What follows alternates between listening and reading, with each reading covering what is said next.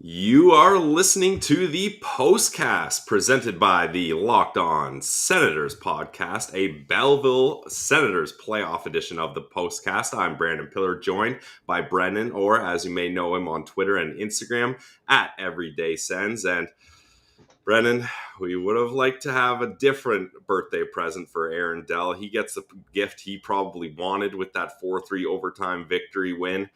How did you see this one going for the Belleville Senators, and where did it all go wrong?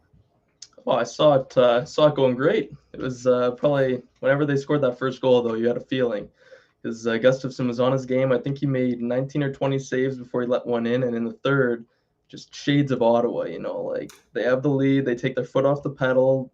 Rochester scores one, score another, and then you're like, yeah, this game's going to overtime. And then it became the Aaron Dell show, which was just brutal to see and sit through for an extra 17 minutes. But that's how it goes in two more games.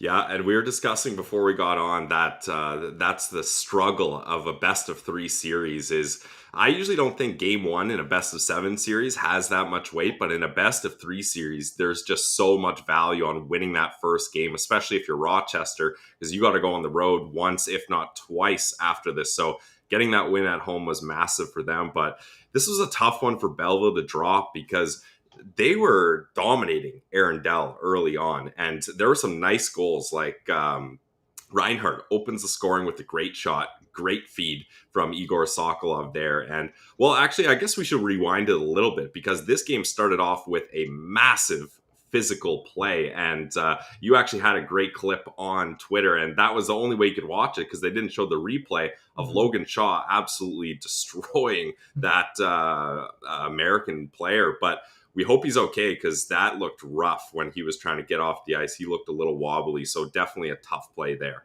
Yeah, no, I didn't want to post the full thing because he Yes. got up and like he went unconscious surely and he couldn't stand on his own. It was pretty scary actually, but just a fluke play though. I mean, Shaw hit him hard, but I think the way he went into the boards kind of took him out more than the actual hit itself. So they went after Sokolov for that too, Rochester. They thought he threw it. He's like, "What are you talking about? It wasn't me. Like I didn't do anything." But yeah, hopefully he's okay. I think Linus, I don't even remember his last name, Linus somebody, but hopefully he's all right.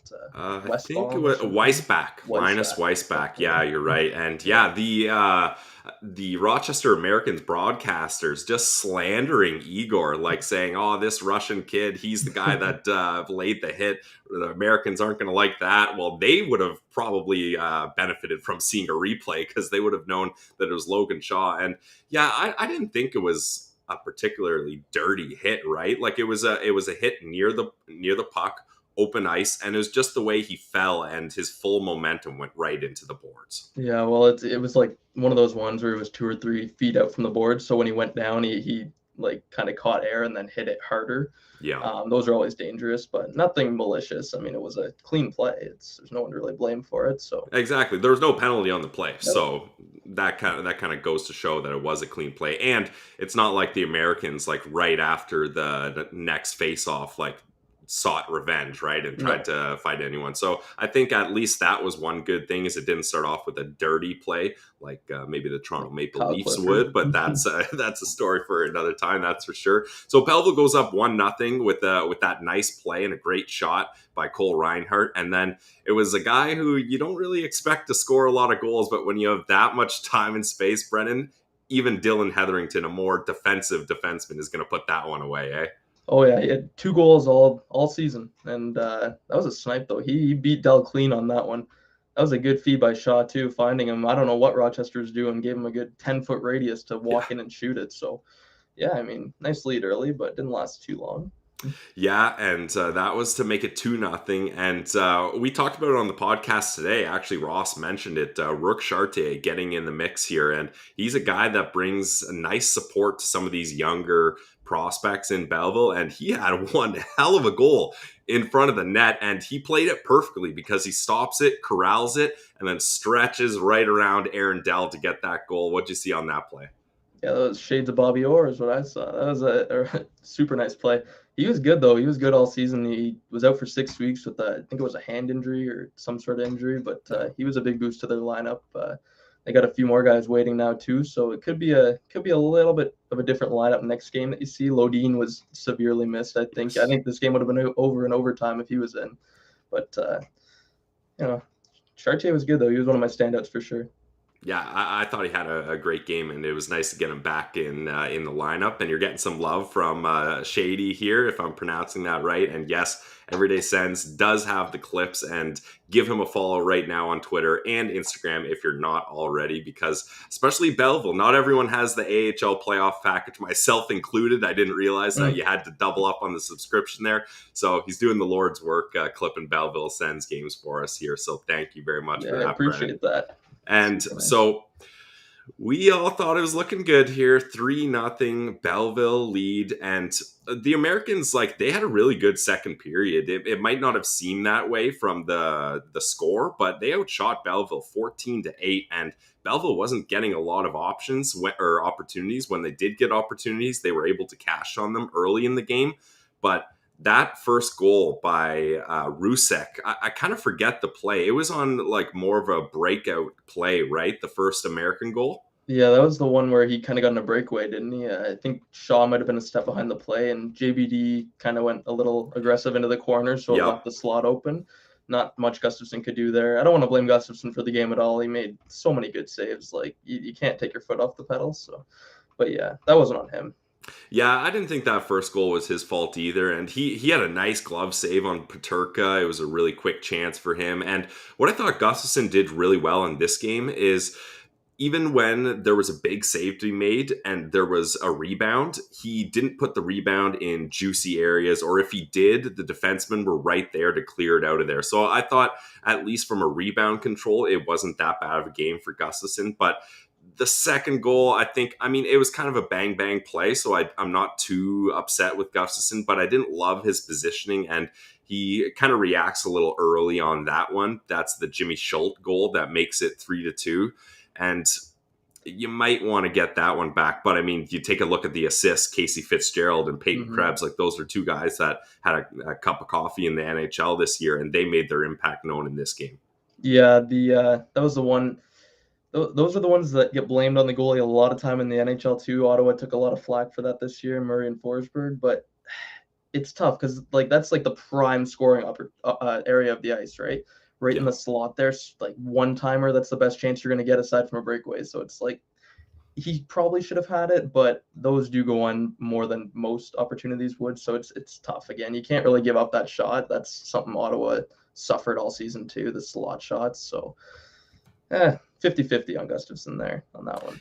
Yeah, exactly. I would say that's fair. And the real problem with that goal is that woke the building up. Like, that was a packed barn. And I think the Rochester American broadcasters were saying that it was like 6,000 people in there. So for an AHL barn, that's pretty damn good. And they got rowdy. Although they did boo the refs on one of the most obvious offsides I think I've ever seen. And that was kind of funny. Like, maybe check the replay on that one, all 6,000 of you, but that's all right. You miss one here or there. You respect the passion and the noise, that's for sure. But it was those momentum goals. And 3 minutes later, maybe not a classic momentum goal, as we like to say on the Locked On Senators podcast. We usually keep it to 2 minutes within goals and right off the period. But once they got that third goal, Casey Fitzgerald, that's when the building just absolutely erupted, and Rochester really felt like they had a chance to not only hold this game into tie for overtime, but to take over in this game.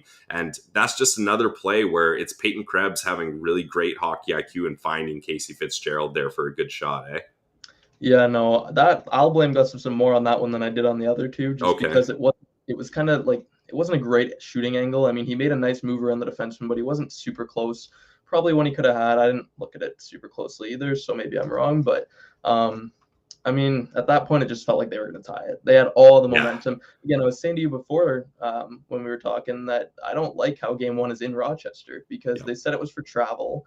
But Game 1's, especially in a 3-game series, like you're setting the tone. So that's a tough game to play on the road in a packed building like that, and the crowd definitely influenced it. So not a fan of that for the higher Big seeds time. when you go on the road. But I'm just trying to see how far is Belleville from Rochester? It can't be that far that you're talking about travel is an yeah, issue in the playoffs. Like, no, I mean I think it should be game 1 and 3 in Belleville and Hours? Come on. take a bus. Come on. Yeah, it's a 4-hour bus ride. And I mean, if they took a boat, it'd be a lot faster. But I don't know if they have boat services to go across Lake Yeah, totally. Ontario. So you got 10 boats But going across there. yeah, it's the playoffs, and they got home advantage, and now they're on the ropes. And sure, you get 2 in a row, and that's nice, and you get the eliminating game at home. But like we've talked about a couple times already, losing game 1 in a best of 3 is tough, especially in overtime. And so now I guess we can get to the point of the game where they do get to overtime, and there's only 3 minutes left here. Or let's back it up, because I thought Belleville had a flurry of incredible chances. And there was one even at the start of the OT period where it wasn't Aaron Dell that dove over to make the save, but it was his defenseman. How great was Belleville's ozone pressure to get this overtime period started? Oh, it was ridiculous. I mean, almost the entire overtime period. Like they Yeah. were all over them. I mean, I couldn't even keep up with posting the clips because every 2 minutes they were getting a chance with a wide open net. Egazino too. I think he either Delgado or he hit the post, but I don't know how he didn't score that one. Reinhardt had another good chance. Sokolov there came. He came barreling in towards the net, and the defenseman just thought he was going to label him, so he just gave up the puck, and Sokolov gives it to Reinhardt, and Reinhardt can't bury it. So, I mean, you get so many chances, and I don't even want to praise Aaron Dell. I don't want to do it. No, I'm just going to say Belleville just screwed up their own chances. It wasn't on Dell, so. Yeah, we won't have any room for praising Aaron Dell on this show. That's for damn sure. So that's fine. I respect that. And yeah, Belleville outshot them 10-7 in that overtime frame. And not only did they have possession of the puck in the ozone a lot more, but I thought they had way better chances, like maybe 1 or 2 decent chances from Rochester, but nothing crazy that really showed that they were dominating this overtime. And I thought if they could work it down another 3 minutes to get to the next overtime, that Belleville had the momentum finally, and that building had kind of calmed down. And usually you stop serving beer at a certain point of the game, so the sleepier you can get this home crowd, the better that works for Belleville. Oh yeah, but what was I going to say there? There was something else. Oh, I was remembering the game from last night. Did you watch that one, the Pittsburgh New York one? I didn't stay up the whole one. I'll be OT. honest. I made it to the end of the first overtime, and then it's past my bedtime. Yeah, no. Well, the longer it went on, it just felt like the chances are gonna start to become less, and it's just gonna be these perimeter shots, and whoever Yep. gets a lucky bounce or a deflection first. I was just thinking that at like the 4 minute mark in this game, was like, man, whoever gets a tip in front or something, and there goes Rochester firing one through, little tip, and in. It's like, oh my god, so similar to the one last night. Yep, and that's how you know it's going to go in overtime, right? Because you start getting tired, especially like you referenced when you get to third overtime. Like it's a bunch of like absolutely gassed guys out there that are like pushing their bodies to the limits, and mentally you get fatigued as well, and that's when you make mistakes and stuff. And the Rochester American defenseman that shot that, I think it was Tevz, yeah, Tevz. He almost made a mental error bringing the puck out of the zone with his own toe drag there. I don't know if you got a chance to take another look at that play, Brennan, but I went back and looked at the live play and tried to pause it. And if they would have looked at it on a replay and zoomed in with a tighter camera angle, I'm sure it would have been centimeters away from being offside. That was so damn close when he pulls it back right before he shoots it off the point. Yeah, I don't know what kind of stuff the AHL, like cameras the AHL has for determining that compared to the NHL, but I know Logan Shaw stayed out after Rochester was celebrating, and he was trying to tell the refs like go back and look at that again, but they sent them to the room. They just pointed them off, so nothing they could do. I don't know if it was actually out, but yeah, that was close. They should have looked at that again if they didn't, for sure. It was damn close. And yeah, I can tell you a little insider information. When Ross and I worked for the team, and Ross was doing camera work, so he would have been right on that. I know that for sure. We would have got a better look at that. And I was on the replay, and we were told if there was a call, like let's say Belleville was the team that scored and it might have been offside or something like that, if there was a call that's close, not a chance you show that replay. And I think the game production crew actually started to show the replay on the tight angle, and I'm sure the producer was like, guys, what are you doing? Cut that. Like, don't give them another don't give them a look to see how close it was, and then maybe they're like, oh wait, that actually was really close. Let's take another look at that. So that is something that happens, and they were about to show it, and then they cut it. So I thought that was funny, knowing that that's something we had experienced as well. And I was hoping, I don't know if you caught much of the 67s series, Brennan, but we were at game 3 when it went to overtime, and or was it, I forget, yeah, it was a game 3 or was it game 4? I forget which game, but North Bay had scored in overtime, and they thought they win. They're celebrating, they're going off the ice, and it turns out it was offside, and they had to call that back. So I was hoping that Belleville would get a bit of that Ottawa luck, and we'd get another offside overtime goal called back, but that was not the case in this one. And I mentioned in today's podcast that I thought Rochester would win this game. I said this would be Belleville's toughest matchup because not only do you not have Lodine, who's out with a non-COVID illness, but you're on the road in front of a packed barn, and Rochester, they know that this is their best chance to get a W. So I kind of expected this would happen, but when it got to overtime, I didn't think it would. Like, I was really feeling good about Belleville. How about you?